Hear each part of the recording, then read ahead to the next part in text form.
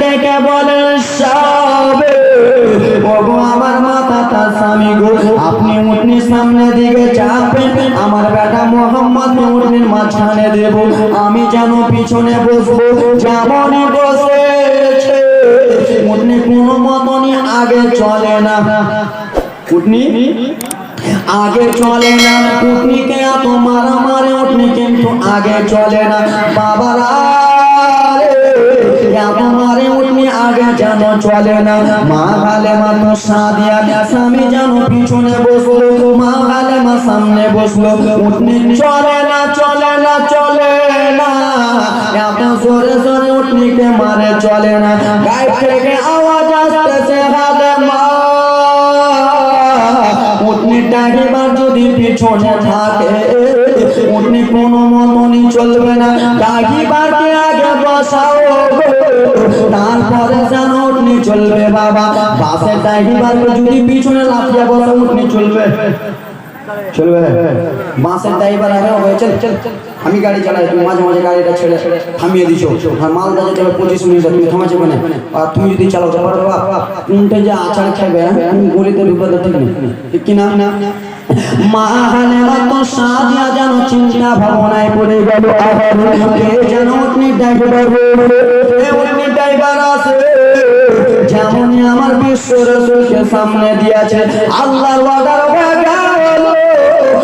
দুর্বল পশু তুমি আর দুর্বল হয়ে থাকিও না, সঙ্গে সঙ্গে যেন তুমি সফল হয়ে যাও, সঙ্গে সঙ্গে ভালো হয়ে যাও। জোরে চলো সেই মহিলাদের আগে পৌঁছিয়া যা, এত জোরে জোরে চলো সেই মহিলাদের আগে পৌঁছে যাও। ব্রাদার মুসলমান দেখো রে ও আমার, দেখো ব্রাদার মুসলমান, নবী আমার যেমনই তাইফে গেল সেই সময় লাইন ছিল না, সেই সময় কারেন্ট ছিল না। আলেমা তো সাদিয়ার বাড়িতে চলে যাচ্ছে, কিন্তু যুবকের জীবনীটা আমি অন্যদিকে নিয়ে চলে যাইতেছি। কিছুক্ষণ পরে আমি একটুখানি বলবো নবী আমার যেমন ওইখানে এসেছে রে বাবা, মা হালেমা তো সাদিয়ার মরা গাছটা ছিল, মরা গাছটা জিন্দা হয়ে গেল। দুর্বল উটনিটা ছিল, দুর্বল উটনি সবল হয়ে গেল। বাড়ি আশেপাশে ঘাস ছিল না, ঘাসগুলো যেন ফুটে গেল। মহিলাগুলো সঙ্গে সঙ্গে চলে এলো, বলে বলো হালেমা, বলো বলো হালেমা, মক্কা থেকে তুমি কি লাইট কিনে এনে জোরে বলে আমি কিছু কিনে আনিনি। বলে হালেমা গো তাহলে কিসের জন্য তোমার বাড়ি থেকে এত আলো বার হয়, কিসের জন্য এত জোনাক বার হয়? মা হালেমা তো সাদিয়া বলেছিল তোমরা যেমন মক্কা থেকে ছেলে আনলা ওইরকম আমিও মক্কা থেকে চলে এসেছি। বলে বোন রে তাহলে লাইটের আলো এত কিসের জন্য, কিসের জন্য এত পুরা লাইফ আলোকিত হইয়া যায়? একজন মহিলা বলে শোনো রে নবী মুস্তাফার চেহারা থেকে এমন নুরানি আলো বার হয়। একজন বলে এই ছেলেটা বাবা ভাড়ারি, একে তুই ইগনোর করে চলে এসেছিলি, একে তো রেখে চলে এসেছিলি। এই ছেলেটাকে মা হালেমা নিয়ে এসেছে, এই ছেলেটাই হলো তো জাহানের নবী।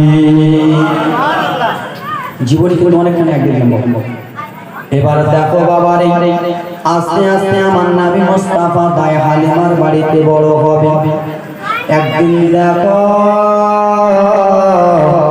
নবী মুস্তাফার মা দায় হালিমা বলেছিল বেটা মোহাম্মদ তুমি কোথায় যাবা না? তোমরা কি পেয়েছো? চুপচাপ থাকো না, কান্না জীবনী আসছে বা শোনো। দাই হালিমা বলেছিল বেটা তুমি কোথাও কোনো জায়গায় যাবে না, কিন্তু আমার আল্লাহর অর্ডার হয়েছে ফারিস্তা মণ্ডলীগণ বাবারে আমার ওরে যুবক আমার নবী মুস্তাফা যেমনই বাড়ি থেকে বার হয়েছে বাবা সাদা সাদা পোশাক পরে কয়েকজন যেন আমার নবীকে নিয়ে চলে গেল একটা পাহাড়ের দিকে।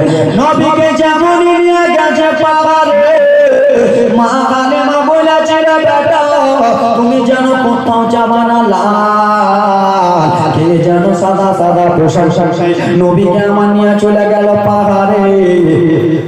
পাহাড়ে যেমন নিয়ে গেছে মা দায় হালিমা নিজের ছেলেকে যেন খোঁজাখুঁজি করে আমার বেটা মোহাম্মদ কোথায়। আমার বেটাকে বলেছিলাম তুমি কোথায় যাবে না, আমার বেটাকে কে নিয়ে গেল।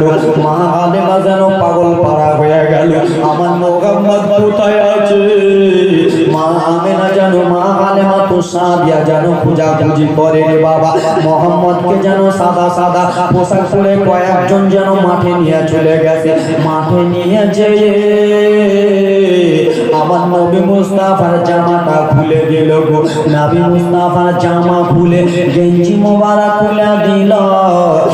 আমার নবীকে পাহাড়ে শুইয়া দিল গো। আমার নবীকে পাহাড়ে যেমন শুইয়াছে, ছুরি বড় বড় ছুরি, বড় বড় চাকু যেন মার করলো রে বাবা। চাকুগুলো মার করে আমার নবী মুস্তাফা সিনাটাকে যেন ফেড়ে দিল, সিনাটাকে ছিদ্র করলো। এদিকে নবী মুস্তাফার মাগালে বা পুরা তাই যেন ঘুরে ঘুরে বেড়াই রে। আমার বেটা মোহাম্মদকে কে নিয়ে গেছে, আমার বেটা মোহাম্মদকে কে নিয়ে চলে গেছে। ওরে যুবক মা দায় কালে মা পুরা তাই টগর টগর নগর নগর ঘুরে বেড়ায়। মা আমেনা কেন্দ্রে কেন্দ্রে তার বেটাকে দিয়েছিল। এখন আমি মোহাম্মদকে কোথায় পাই, এই মোহাম্মদকে কে নিয়ে গেছে। একজন লোক যে বলে ও হালেমা তোমার বেটা মোহাম্মদ কোথায় আছে বলো। বলে আমার বেটাকে খুঁজে পাই না। বলে হয়তো তোমার বেটা মোহাম্মদ আর জানে বেঁচে নাই। বলে কেন কেন গো। বলে কে জানো তোমার বেটাকে পাহাড়ে নিয়ে গেছে গো। পাহাড়ে নিয়ে গিয়ে জামা কাপড় খুলেছে, জামা কাপড় খোলার পরে যেন বুকটা চিকতেছে। মা আমিনার মা কালিমার যেন কলিজাটা ফেটে গেল। কে এরকম আমার ছেলের ওপরে হিংসা করলো, কে এরকম আমার ছেলের ওপরে হিংসা ছিল। মা হালেমা দৌড়াতে দৌড়াতে যেন পাহাড়ের দিকে দৌড়াই রে, আমার ছেলেকে আমি বাঁচাবো। কিন্তু বাবা রে মা হালেমা যেতে যেতে বুকটা যেন চিড়ে দিয়েছে। চাকু দিয়ে বুকটা চিড়ে কালো মতন কলিজার কাছ থেকে কি যেন একটা ভার করে নিল রে। বার যেমনই করেছে সেই কালো জিনিসটা ফেলে দিল রে বাবা। আবার সিনাটা লাগিয়া দিল, জামাটা লাগিয়া দিল। নবী আমার যেন দেখতেছে নিজের সিনাকে ফাটতেছে। নবী আমার নিজের চোখে দেখে কে যেন নবী মুস্তাফার বুকটা চিটতেছে। নবী আমার যেন কান্দে না। ওরে যুবক তোমাদের কেউ ময়দানে নিয়ে যে মাঠে নিয়ে যায় যদি তোমাদের বুকটা পেরে দেয় তোমরা কত কান্না করবা। এই করতে করতে বাবা গো আর যেন সাদা সাদা পোশাক পরে তারা যেন নাই। মা হালেমা দৌড়াতে দৌড়াতে এসে দেখে নবী যেন এখানে শুয়ে রয়েছে। মা হালেমা দৌড়াতে দৌড়াতে এসে বেটা মোহাম্মদকে যেন বুকে লাগালো। লাগে খেতে খেতে বলে বেটা তুমি কেমন আছো বেটা বলো বলো রে। বলে মা আমি অনেক ভালো আছি। বলে বেটা কে তোমার সিনাটা ফেড়েছে। বলে হ্যাঁ হ্যাঁ মা আমার কলিজা ফেড়েছে, সিনাটা ফেড়েছে। বলছে দেখাও দেখাও বেটা তাড়াতাড়ি করে দেখাও রে। আমি তোমার মা, আমি তোমার কলিজা ফাটা দেখতে পারবো না। যেমন নবী আমার জামা খুলেছে যেন বাবা আর দাগ দেখা যায় না, আর যেন কাঁটা দেখা যায় না। বলে বেটা কে এরকম করেছে। বলে মা আমাকে চারজন মিলে পাহাড়ে নিয়ে এলো। আসার পরে মা দেখো যেন আমার কলিজাটা ছিদ্র করলো, আমার বুকটা ছিদ্র করলো। ওরে যুবক আপনাদেরকে আমি একটা কথা বলতে চাই। যে নবীর কলিজাটা ফাটিয়েছে, যে নবীর আবার বুকটা ছিঁড়েছে, যে নবী মুস্তাফার বুকটা ছিঁড়ে কালো একটা কি জিনিস বার করলো আপনাদের সামনে আমি বলে দেব আমার নবী মুস্তাফার একবার বুক চিড়ি নাই রে বাবা, দুইবার বুকটা চিড়ি নাই আমার নবী মুস্তাফার, চারবার সিনা চাক করা হয়েছে বাবা। আপনাদের সামনে বলবো কে যেন সিনাটা চাক করলো, আছেন কোন যোগ্য বাবার যোগ্য সন্তান আমার নবী মুস্তাফা বুক ছেড়েছিল বাবা।